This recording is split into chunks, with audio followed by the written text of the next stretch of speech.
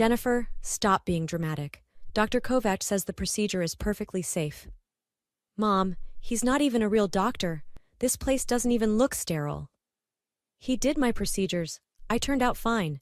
You'll thank me when you're thin and beautiful. I don't want this. I want to go home. Sweetheart, you're 16. I know what's best for you. Now lie down before the sedative wears off. Mom, please, I'm scared. My mother convinced a back alley doctor to perform liposuction on me at 16. Hi, I'm Jennifer. Today I'm going to tell you my story. But before I continue, please like, share, and subscribe to hear more stories like this. I was never thin enough for my mother. From the time I was 12, Vanessa obsessed over my weight, my appearance, every bite I put in my mouth. She'd been a beauty pageant contestant in her youth, and when age and 3 pregnancies ended that dream, she transferred all her obsessions onto me. My older brother Kellen and younger sister Tessa somehow escaped her scrutiny. Kellen was athletic, which she accepted. Tessa was naturally thin, but I was average, maybe slightly curvy, completely normal for a teenage girl going through puberty. To Mom, I was a project that needed fixing. Jennifer, do you really need that second helping? She'd say at dinner. Maybe skip the fries today, when we'd go out to eat. That dress would look so much better if you lost 10 pounds. My father, Roland, worked long hours as an engineer and seemed oblivious to Mom's comments. When I tried to talk to him about it, he'd brush it off. Your mother just wants you to be healthy. But it wasn't about health. It was about her impossible standards of beauty, standards she could no longer meet herself and desperately wanted to achieve through me. The summer before my junior year, Mom announced we were going on a spa weekend, just the 2 of us, mother-daughter bonding time. I was actually excited until we pulled up to a rundown building in a strip mall 2 hours from home. This doesn't look like a spa, I said. It's an exclusive medical spa, very private, very discreet. The inside was worse. Outdated equipment, fluorescent lights, everything slightly dirty.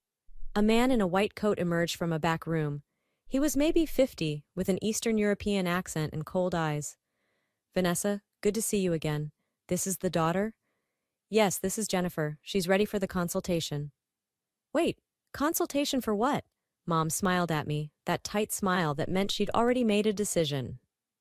Dr. Kovac is going to perform a minor liposuction procedure, just to smooth out your problem areas. I don't have problem areas. Mom, I don't want surgery.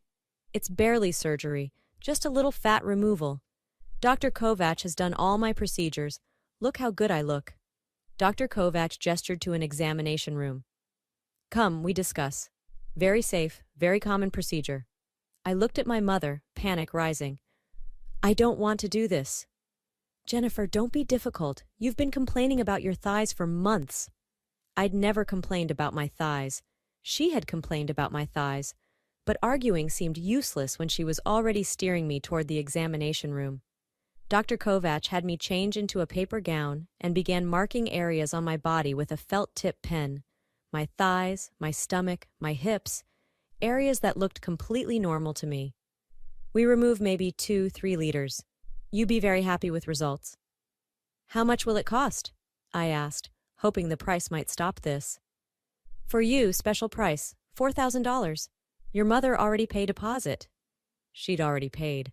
This was happening whether I wanted it or not. Mom, can we talk privately? In the hallway, I tried reasoning with her. I'm 16. Isn't this illegal without Dad's permission? Your father signed the consent forms. He trusts my judgment on these matters. You forged his signature, didn't you? Her face tightened. I did what's necessary to help you. You'll understand when you're older, when boys actually notice you, when you're not the chubby girl anymore. I wasn't chubby. I was 5'6" inches and weighed maybe 140 pounds. Completely healthy. But in Mom's world, healthy meant invisible. I don't want to do this, I said firmly. Jennifer, I've scheduled this, paid for this, arranged everything. You're doing this. Now get back in there before Dr. Kovac gets impatient. I should have run. Should have called my dad, called the police, something. But I was 16 and conditioned to obey my mother, especially when she used that tone that meant resistance was futile. Dr. Kovac gave me something he called a light sedative. Just to relax you. You be awake but calm. The room started spinning. I felt detached, floating. I remember Mom holding my hand, telling me I was being so brave. I remember Dr. Kovach's face above me, masked now, saying something in a language I didn't understand. Then pain. Sharp, burning pain as he inserted tubes into my body. I tried to scream, but my voice wouldn't work properly. The sedative had paralyzed me just enough that I couldn't fight back. Is normal, Dr. Kovach said when I whimpered. Discomfort is temporary. Beauty is forever. The procedure took 2 hours. 2 hours of pain and terror while my mother stood by, occasionally checking her phone, completely unconcerned that her daughter was suffering. When it was over, Dr. Kovach wrapped me in compression garments so tight I could barely breathe. You wear these 6 weeks. Keep incisions clean. If fever, take antibiotics I give you. He handed Mom a bag of pills. No prescription, no labels, just loose pills in a plastic bag. What if something goes wrong? I asked, my voice slurred. Nothing go wrong. I do this many times. You be fine. Mom drove me home, stopping at a drive-thru for herself. She didn't ask if I wanted anything, just ate her burger while I lay in the back seat, crying from pain and betrayal. Stop being dramatic, she said. You'll feel better in a few days. I didn't feel better. I felt worse. The pain was excruciating, worse than anything I'd ever experienced. The compression garments rubbed my incisions raw. I developed a fever by the second day. It's just your body adjusting, Mom said, refusing to take me to a real doctor. Dr. Kovach said some fever is normal. Dad noticed I was moving strangely. What's wrong with you? She had a minor procedure, Mom said quickly. Female issues. Nothing to worry about. He accepted that and went back to his newspaper. Men in our family didn't ask about female issues. By day 4, I was in agony. The incision sites were red, swollen, oozing. I was pretty sure I had an infection, but Mom kept insisting it was normal healing. My friend Bridget came over and immediately knew something was wrong. Jen, you look terrible. What happened? I can't talk about it. Did someone hurt you? The concern in her voice broke something in me. I told her everything, crying while I explained about the back alley surgery, the pain, the infection I was pretty sure I had. We need to tell someone, a real doctor, a counselor, someone. My mom will kill me. Your mom might actually kill you if that infection gets worse. Come on, my mom's a nurse. She'll know what to do. Bridget's mother, Patricia, took one look at my incisions and immediately drove me to the emergency room. This is criminal, she said, her voice shaking with anger. What kind of mother does this to her child? At the hospital, the ER doctor was horrified. Who performed this procedure? I told him everything, the fake medical spa, Dr. Kovach, my mother forcing me into it. You have a severe infection in multiple sites. Another few days, and you could have developed sepsis. We need to admit you. Start IV antibiotics immediately. They called the police. 2 officers came to take my statement, while nurses started antibiotics and cleaned my wounds properly. Do you know this doctor's full name? The address of the facility? I gave them everything I remembered. They contacted my parents, and both arrived at the hospital within an hour. Dad looked confused and worried. Mom looked furious, but not at the situation, at me, for telling. Officers, this is a misunderstanding, Mom said smoothly. My daughter is being dramatic. It was a simple cosmetic procedure. Ma'am, your 16-year-old daughter was subjected to surgery by an unlicensed practitioner in an illegal medical facility. She has severe infections that could have been life-threatening. This isn't a misunderstanding. Dad turned to Mom, his face pale. What did you do? I was helping her. She wanted to lose weight. I never wanted surgery, I shouted from my hospital bed. You forced me. I said no and you did it anyway. The truth came out in fragments.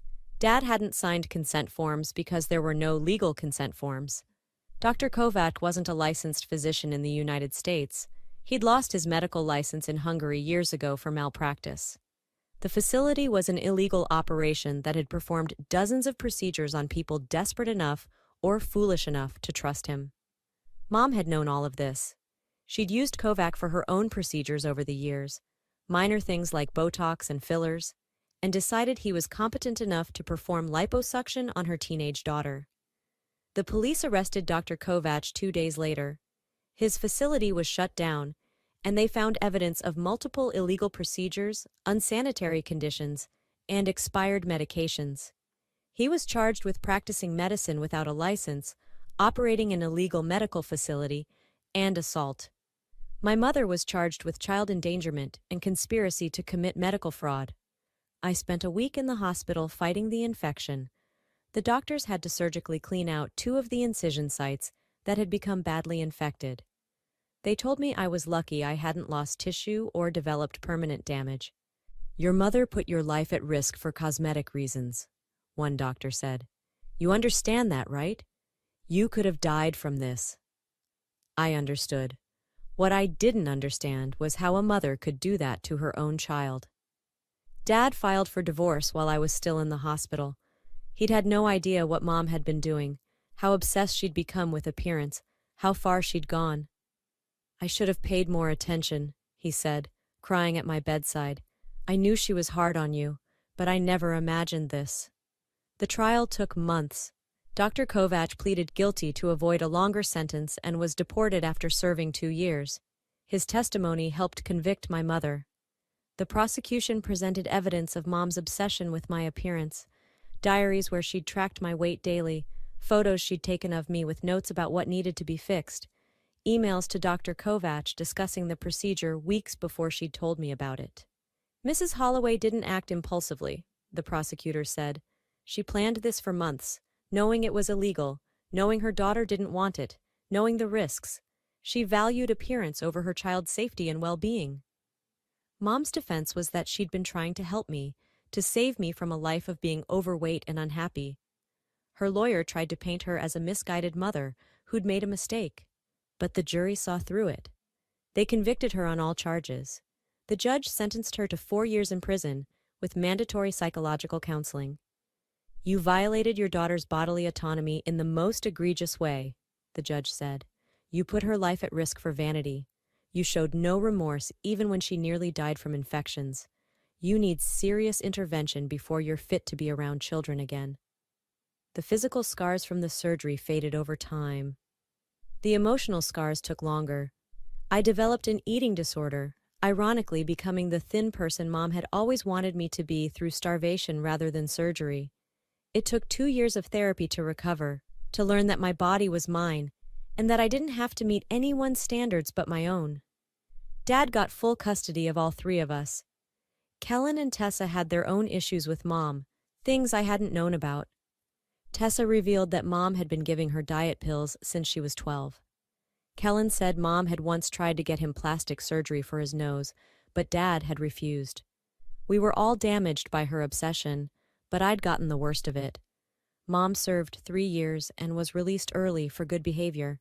She tried to contact me, sending letters about how she'd changed, how therapy had helped her understand what she'd done wrong. I didn't respond. Some violations are too fundamental to forgive. She moved to another state after her release, starting over somewhere people didn't know her story. I heard she got remarried, to a man with no children. Maybe that's better for everyone.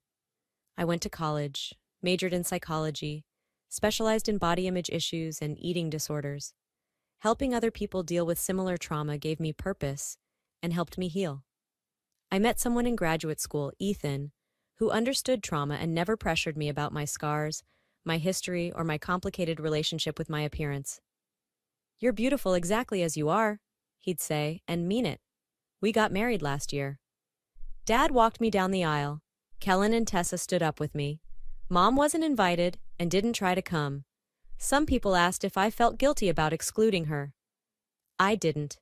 She'd had the chance to be part of my life, and she'd chosen to violate me instead, to put her obsessions ahead of my safety. I had no room for that kind of toxicity anymore. The scars on my body are faint now, barely visible unless you know where to look. But I see them every day, a reminder of what I survived and how far I've come. I work with teenage girls now, helping them navigate pressure about their bodies, teaching them that they have autonomy, that no one has the right to change them without consent, not even family. Sometimes clients tell me their stories, and I see myself at 16, scared and helpless. I tell them they don't have to be helpless anymore, that they can speak up, that there are people who will believe them and help them. I became the person I needed when I was 16. Mom reached out one more time, about 5 years after her release. She wanted to meet for coffee, to apologize properly. I thought about it. Part of me wanted to hear what she'd say, wanted to see if she'd truly changed. But a bigger part of me knew it didn't matter. Changed or not, she'd done irreparable damage. An apology couldn't undo the surgery, the infections, the trauma, the years of therapy, the eating disorder, the trust issues. I declined. Some doors once closed should stay closed. Ethan asked me once if I'd ever forgive her.